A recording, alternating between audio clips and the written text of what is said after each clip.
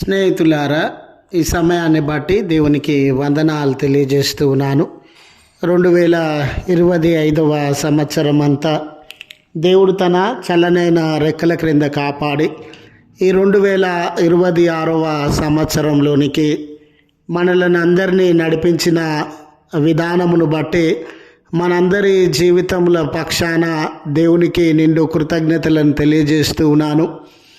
మీ అందరికీ నూతన సంవత్సరపు శుభములను వందనములను తెలియజేస్తూ ఉన్నాను. ఈ నూతన సంవత్సరం దేవుడు అనేక విషయాలలో నూతనపరిచి నూతనమైన ఆశీర్వాదములతో నూతనమైన శాంతి సమాధానములతో మిమ్మును మీ కుటుంబంలో అన్నిటినీ దీవించాలని గౌరవప్రదమైన వందనాలు తెలియజేస్తూ మీ అందరి కొరకు ప్రార్థనలను సల్పుచూ ఉన్నాను. ఈ నూతన సంవత్సరం మొదటి దినాన ధ్యానాంశంగా మనకి ఇవ్వబడినటువంటి అంశము, ఈ దినాన్ని మనము కవనెంట్ డేగా పాటిస్తామండి. ఈ కవనెంట్ డే దినాన మనకు ఇవ్వబడినటువంటి అంశము freedom under the yoke of Christ. క్రీస్తు కాడి క్రింద స్వేచ్ఛ. క్రీస్తు కాడి కింద స్వేచ్ఛ. స్నేహితులారా, మన అనుదిన జీవితంలో సంబంధ బాంధవ్యములను నెలకొల్పుకోవడానికి, స్నేహాన్ని కానివ్వండి, ప్రేమను కానివ్వండి, వివాహ బంధాన్ని కానివ్వండి, నెలకొల్పుకోవడానికి ఒకరితో ఒకరము కొన్ని ప్రామిసెస్, ఓడంబడికలను జరిగించుకునేటటువంటి వారంగా ఉంటాం. నీతో నేను ఇలా ఉంటాను, ఈ రకంగా నా ప్రేమను, నా బాధ్యతను, నా కమిట్మెంట్ను కలిగి నీ ఎడల ప్రవర్తిస్తాను అని మన ప్రియమైన వారితో నిబంధనను నెలకొల్పుకునేటటువంటి వారంగా ఉంటాం. ఈ ప్రామిస్ అనేది కానివ్వండి, కవనెంట్ అనేది కానివ్వండి, అగ్రిమెంట్ అనేటటువంటిది కానివ్వండి, మానవ జీవితంలో సాధారణమైనటువంటిది. దేశముల మధ్య అగ్రిమెంట్ చేసుకుంటారండి. వ్యాపార విషయాలలో కానీ, రాజకీయ విషయాలలో కానీ కొన్ని పర్యాయాలు సరిహద్దు వివాదాలు జరగకుండా అగ్రిమెంట్ చేసుకోవడం అనేది జరుగుతూ ఉంది.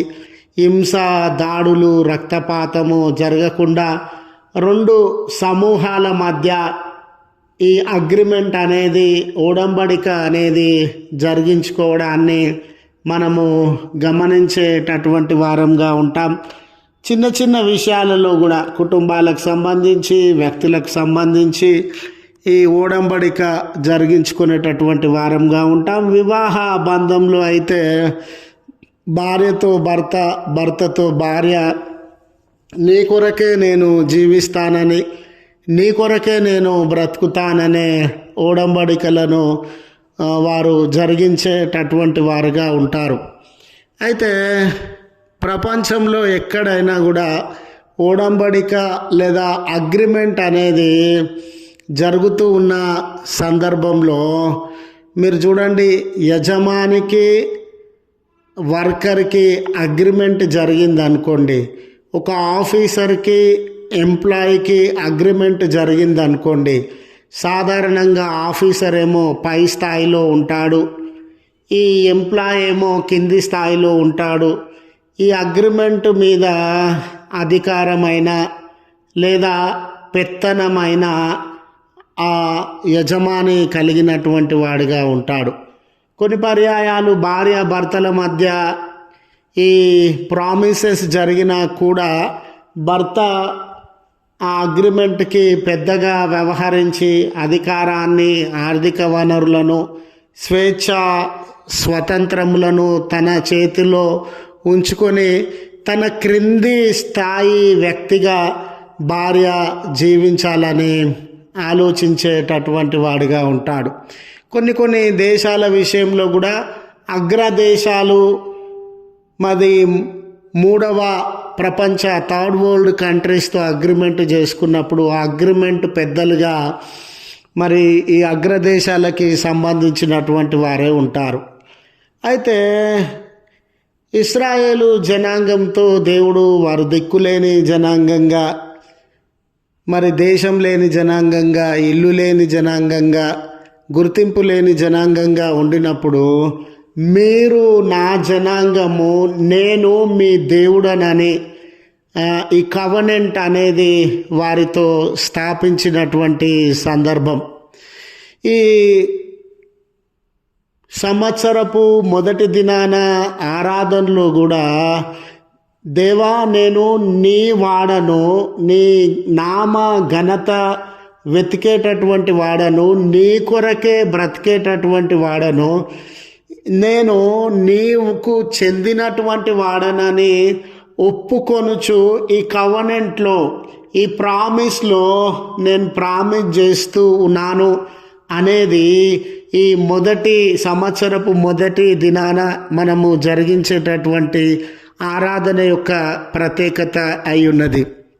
మీరు చూడండి, ఎప్పుడైతే దేవునితో మనము ఈ ప్రామిస్ చేస్తామో, దేవుని సహవాసంలోనికి మనము వెడలినటువంటి వారంగా, దేవునితో కలిసి నడిచేటటువంటి వారంగా ఉంటాం. అలాంటప్పుడు చూడండి, ఆయన కాపుదల క్రిందికి, ఆయన యొక్క నడిపింపు క్రిందికి, ఆయన అధికారం క్రిందికి మనము వెడలినటువంటి వారంగా ఉంటాం. అయితే లోకంలో అగ్రిమెంట్లు చేసినటువంటి వారందరూ కూడా తమ స్వార్థపూరితంగా వ్యవహరిస్తూ ఉండవచ్చు, తమకు మేలు లాభము కలిగేలా వ్యవహరిస్తూ ఉండవచ్చు. కానీ దేవుడు ఈ ఓడంబడికలో తనకు మేలు, తన స్వార్థం అంటూ ఏమీ ఉండదండి. ఒక తల్లిదండ్రులు తమ కుమారుని కుమార్తె విషయంలో ఏ రీతిగా వారిని నడిపించేవారుగా ఉంటారు, ప్రేమించేవారుగా ఉంటారు, వారి బ్రతుకులను కట్టుచు ఆ బ్రతుకులను బాగుపరిచేటటువంటి వారుగా ఉంటారు. ఈ ఓడంబడికలో దేవుడు మనకు అటువంటి నడిపింపును అనుగ్రహించేటటువంటి వాడుగా ఉంటాడు. ఈ కోణంలో మనకివ్వబడినటువంటి అంశము క్రీస్తు కాడి క్రింద స్వేచ్ఛ. క్రీస్తు కాడి కింద స్వేచ్ఛ. ఏ యజమానితో అగ్రిమెంట్ మనం చేసుకున్నా, చాలాసార్లు ఏ భర్తతో మనం అగ్రిమెంట్ చేసుకున్నా, ఏ ధనవంతునితో మనం అగ్రిమెంట్ చేసుకున్నా, లేక ఏ అధికారితో, రాజుతో మనము ఈ ఓడంబడిక చేసుకున్నా మనకు తగినటువంటి స్వేచ్ఛ ఉండదండి. వాళ్ళదేమో పై చేయి ఉంటుంది, మనదేమో కింది చేయి ఉంటుంది. కానీ దేవుని ఓడంబడికలో దేవుడు మనకు గౌరవాన్ని, దేవుడు మనకు ప్రేమను, దేవుడు మనకు స్వేచ్ఛను అనుగ్రహించేటటువంటి దేవుడు. తల్లిదండ్రులు మన మీద అధికారం చేస్తూ ఉన్నా, తల్లిదండ్రులు మన మీద పెత్తనం చేస్తూ ఉన్నా, తల్లిదండ్రులు మనల్ని నడిపిస్తూ ఉన్నా, మన మేలు కొరకే, మన శ్రేయస్సు కొరకే ఏ రీతిగా నడిపిస్తారో దేవుడు కూడా అదే రీతిగా ఈ ఓడంబడికలో మనలను ఆయన కాడి క్రింద మనం ఉండినా కూడా మన శ్రేయస్సు కొరకే, మన నడిపింపు కొరకే, మన సంక్షేమం కొరకే ఆయన తన అధికారాన్ని, తన నడిపింపును వినియోగించే దేవుడుగా ఉంటాడు. చదవబడిన లేఖన భాగములను సైతము గమనించినప్పుడు స్నేహితులారా, రాజులు మొదటి గ్రంథము 19వ అధ్యాయము 15వ వచనం మొదలుకొని 21వ వచనమును గమనించినట్లయితే, ఈ కాడి క్రింద అంటే దేవుని క్రీస్తు కాడి క్రింద మనకు ఆదరణ దొరుకుతుంది. క్రీస్తు యొక్క కాడి క్రింద మనకు ఆదరణ దొరుకుతుంది. కాడి అనే మాట బరువును, కాడి అనేటటువంటి మాట ఒత్తిడిని, కాడి అనేటటువంటి మాట భారాన్ని మనకు తెలియజేస్తూ ఉంది. సాధారణంగా వ్యవసాయ రంగంలో దుక్కి దున్నడానికి కానివ్వండి, బరువులను మోయడానికి కానివ్వండి, 2 ఎద్దుల మీద కాడిని నిలిపి దున్నేవారుగా, బరువులు మోసేటటువంటి వారుగా ఉంటారు. అయితే క్రీస్తు అనే కాడి మన మీద మోపబడినప్పుడు, అంటే ఆయన అధికారం మన మీద ఉండింది, ఆయన యొక్క నడిపింపు మన మీద ఉండింది, ఆయన యొక్క ఒత్తిడి మన మీద ఉండింది. కానీ మనల్ని కష్టపెట్టడానికి కాదండి ఆ కాడి, మనల్ని బాధ పెట్టడానికి కాదండి ఆ కాడి, మనల్ని విచ్ఛిన్నం చేయడానికి, శ్రమల పాలు చేయడానికి కాదండి ఆ కాడి. ఆ కాడి ఎందుకొరకంటే తగిన ఆదరణ, తగినటువంటి సహాయము మన జీవితంలో అనుగ్రహించడానికే ఆ కాడి మన మీద ఉంచబడింది. క్రీస్తు అనేటటువంటి కాడి, క్రీస్తు అనేటటువంటి అధికారము, క్రీస్తు అనేటటువంటి నడిపింపు మన మీద ఉంచబడి ఉండింది.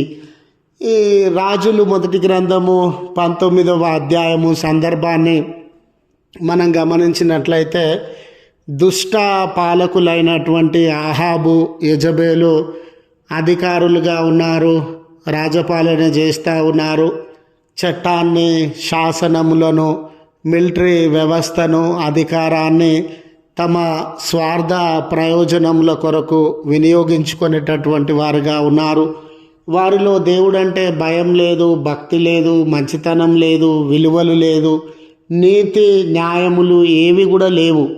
ఇలాంటి ఏమీ మంచితనం లేని పాలకులుగా ఉంటే ప్రజలు ఎంతగా బాధింపబడతారో, హింసింపబడతారో, అన్యాయములకి లోనవుతారో, అవినీతికి లోనవుతారో, దాడులకి లోనవుతారో, రక్తపాతానికి లోనవుతారో, కన్నీళ్ళకి, శ్రమలకి లోనవుతారో మనము అర్థము చేసుకోవచ్చు. వీళ్ళు ఎలా ప్రజలను హింసిస్తూ ఉన్నారు, ఏ రీతిగా దోచుకొనుచు ఉన్నారు, ఎలా వాళ్ళ కన్నీళ్ళకి, బాధలకి కారణమవుతూ ఉన్నారు అని తెలుసుకోవడానికి ఒక్క సంఘటన మనం అర్థం చేసుకోవచ్చండి. అన్యాయంగా నాబోతు గారి ఆస్తిని దొంగిలించి అతనికి మరణశిక్ష, హత్య చేసినటువంటి దంపతులు వీళ్ళు. తప్పుడు సాక్ష్యాన్ని సృష్టించినటువంటి దంపతులు వీళ్ళు. సాక్ష్యాలను మార్చివేసి చట్టాలను వారికి అనుకూలంగా మార్చివేసినటువంటి దంపతులు. ఆనాటి ప్రజలందరూ భయం గుప్పిట్లో బ్రతుకుతూ ఉన్నారు. ఆనాటి ప్రవక్తలందరూ భయం గుప్పిట్లో బ్రతుకుతూ ఉన్నారు. అనేక మంది ప్రవక్తలు చంపబడినారు. నీతి కొరకు నిలువబడేవారు, న్యాయం కొరకు నిలువబడేవారు, మంచి కొరకు నిలువబడేవారు చెరసాలలో వేయబడినారు. దుష్ట పాలన కింద ప్రజలందరూ వేదన, కన్నీళ్లను, భయమును అనుభవిస్తూ ఉన్నారు. ఏలియా లాంటి ప్రవక్త ఎవరు ప్రజలకు సహాయం చేస్తారో, ఎవరు మంచి చెడులను బోధిస్తారో, ఎవరు నీతి న్యాయముల పక్షాన నిలవబడి మంచి జరగడానికి కృషి చేస్తారో అలాంటి ప్రవక్తను దేశ బహిష్కరణ చేసినారండి. ఆయన కూడా చాలా భయంలో ఉండినాడు, ఒత్తిడికి లోనైనాడు, కన్నీళ్ళకి లోనైనాడు, ఒంటరితనానికి లోనైనాడు, ఆకలి దప్పికలకు, దిక్కులేని జీవితానికి లోనైనాడు. ఆయన డిప్రెషన్లోకి వెళ్ళిపోయినాడండి. ఆయన స్ట్రెస్లోనికి వెళ్ళిపోయినాడండి. చివరికి ఏమనుకున్నాడంటే ఆత్మహత్య చేసుకోవాలనుకున్నాడు. నాకు ఈ బ్రతుకు అవసరమా, నేను బ్రతుకు ఉండడం లాభమా అనే స్థితికి వచ్చేసినాడు. అలా కృంగిపోయిన జీవితాలు, బాధింపబడుతూ ఉన్న జీవితాలు, ఒత్తిడికి, మానసికమైన వేదనకి లోనైన జీవితాలు చూడండి. దేవుడు ఆదరణనిచ్చుచున్న దేవుడుగా, ధైర్యాన్ని ఇచ్చుచున్నటువంటి దేవుడుగా ఏలియా గారి జీవితంలో మనము గమనించగలుగుతాం. ఒక ఒత్తిడితో ఉన్న మనిషి, స్ట్రెస్కి, డిప్రెషన్కి లోనైన వ్యక్తికి చాలా విశ్రాంతి అవసరం అండి. అతడు ప్రకృతిలో గడపడం అనేది అవసరం అండి.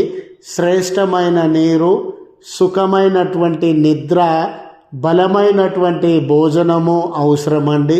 కొంతకాలము ఎలాంటి ఒత్తిడి లేకుండా, పనులు లేకుండా రెస్ట్ తీసుకోవడం అవసరమండి. తనకి అదే రాజు కండ్ల ముందు కనబడితే, అదే రాణి కండ్ల ముందు కనబడితే, అదే దేశం కండ్ల ముందు కనబడితే ఆయన ఒత్తిడి ఎక్కువ అయ్యే ప్రమాదం ఉండింది కనుక ఆ దేశానికి దూరంగా, రాజుకు దూరంగా, శత్రువులకు దూరంగా ఆయనను ప్రకృతిలో గడపడానికి దేవుడు సమయాన్ని ఇచ్చినాడు. అయ్యా, నేను డిప్రెషన్లో ఉన్నాను, నా జీవితము కృంగిపోయిన స్థితిలో ఉంది, నిరాశ నిస్పృహలతో ఉన్నాను అని ఒక డాక్టర్ గారి దగ్గరికి వెళ్తే ఎలాంటి ట్రీట్మెంట్ సజెస్ట్ చేస్తాడో అవన్నీ ఏలియా గారికి అందించి దేవుడు అతన్ని ఆదరణలోనికి, ధైర్యంలోనికి నడుపుతా ఉన్నాడు. నువ్వు ఒంటరివాడని అనుకోకు, 7,000 మంది నీతో ఉన్నారు. నువ్వు భయపడకు, ఇశ్రాయేలు రాజును మార్చబోతూ ఉన్నాను, సిరియా రాజును మార్చబోతూ ఉన్నాను. ఇమ్మీడియట్గా నువ్వు ఒంటరిగా అనుకోకు, నీకు ఎలీషా అనే ప్రవక్తను తోడుగా ఇస్తూ ఉన్నాను. నీ జీవితంలో కూడా ఏలియా జీవితం వలె కృంగిపోయిన స్థితిలో, బలహీనపరచబడిన స్థితిలో, ఆత్మహత్యకి దారితీసిన స్థితిలో, నలిగిపోయిన స్థితిలో, ఒంటరితనం భయం కలిగిన స్థితిలో ఉన్నట్లయితే దేవుడు ఆయన కాడి క్రింద నువ్వు ఉన్నావు కదా, ఆయన అధికారాన్ని నువ్వు ఒప్పుకుంటూ ఉన్నావు కదా, ఆయనతో కలిసి నడవడానికి ఈ సంవత్సర కాలం అంతా సిద్ధపడుతూ ఉన్నావు కదా, ఆయన ఏలియాకి ఇచ్చిన ఆదరణ నీ జీవితంలో ఇవ్వడానికి సిద్ధంగా ఉండినట్లుగా మనము గమనిస్తాం. అదే రీతిగా స్నేహితులారా, సువార్తల పాఠ్య భాగాన్ని మనము గమనించినప్పుడు మత్తయి సువార్త 11వ అధ్యాయము 25వ వచనం మొదలుకొని 30వ వచనం, ఈ 11వ అధ్యాయం యొక్క సందర్భాన్ని గమనించినట్లయితే ప్రభులవారు కొరజీనా లాంటి పట్టణాలలో ఆశ్చర్య అద్భుత కార్యములను జరిగించినటువంటి, అయ్యో కొరజీనా అని పలుకుతాడు కదండి.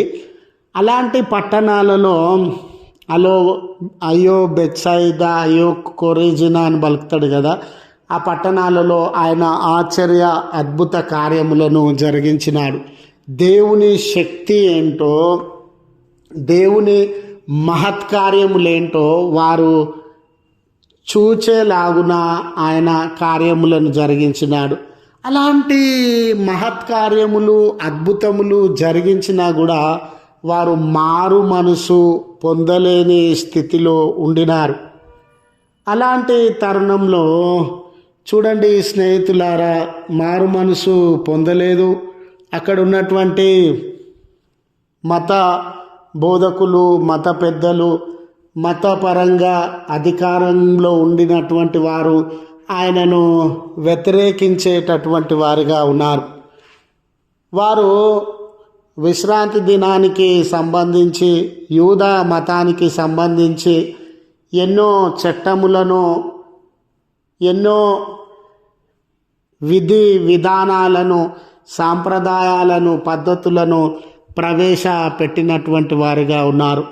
ఒక వ్యక్తి తన జీవితంలో ఆధ్యాత్మికంగా బలపడాలి అంటే, ఒక వ్యక్తి పాప సంబంధమైన, భౌతిక సంబంధమైన బంధకాలలో నుండి బయటకు వచ్చి నెమ్మదిని అనుభవించాలనంటే ఇన్ని వందల చట్టాలను, ఇన్ని వందల మత సంబంధమైనటువంటి చట్టాలను, విశ్రాంతి దినాన ఇవి పాటించాలి, పుట్టినటువంటి దినాన ఇవి పాటించాలి, మరణించినటువంటి దినాన ఇవి పాటించాలి, వివాహం జరిగేటప్పుడు ఈ రకమైన విధానాలు పాటించాలి, లేక వాళ్ళ మతానికి సంబంధించిన సంస్కారాలు, ఇవన్నీ చాలా భారమైనటువంటివిగా, భరించలేనటువంటివిగా.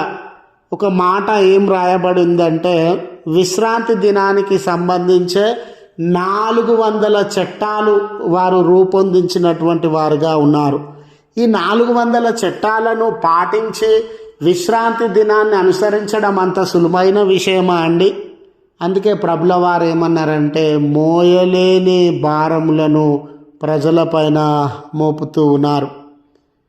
చట్టం అనే కాడిని, ఖర్చు అనే కాడిని, బలి అనే కాడిని బహుమానం అనే కాడిని. ఇలాంటి అర్థము పర్థము లేనటువంటి ఎన్నో భారములను ఎన్నో బరువులను ప్రజల మీద మోపుతూ ఉన్నారు.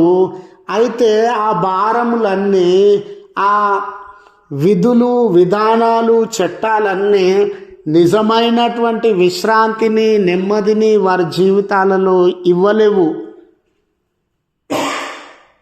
అవన్నీ కూడా ఇంకా వారిని బలహీనులుగా, ఇంకా వారిని శ్రమ పెట్టేటటువంటివిగా ఉన్నవి అని వాటికి వ్యతిరేకంగా ప్రభుల వారు ఈ పిలుపును అందజేస్తూ ఉన్నాడు. ప్రయాసపడి భారము మోసుకొనిచున్న సమస్త జనులారా, ఈరోజు మతం అనేది కూడా మీకు భారం అయిపోయింది, ఆరాధన అనేది కూడా మీకు భారం అయిపోయింది, విశ్రాంతి దినం అనేది కూడా మీకు భారం అయిపోయింది, మత సంబంధమైన విషయాలు చట్టాలు ఇవన్నీ కూడా భారంగా మారిపోయినవి.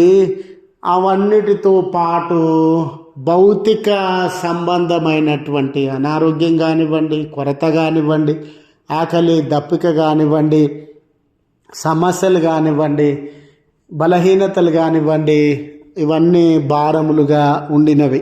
ఆధ్యాత్మిక సంబంధమైనటువంటి భారం ఈ చట్టములకి, కంటికి కనబడేటటువంటి పద్ధతులకి, ఆచారాలకి, వ్యవహారాలకే మొదటి స్థానాన్ని ఇస్తూ ఉన్నారు. కానీ హృదయంలో మార్పు కొరకు ఎవరు మొదటి స్థానాన్ని ఇవ్వడం లేదు.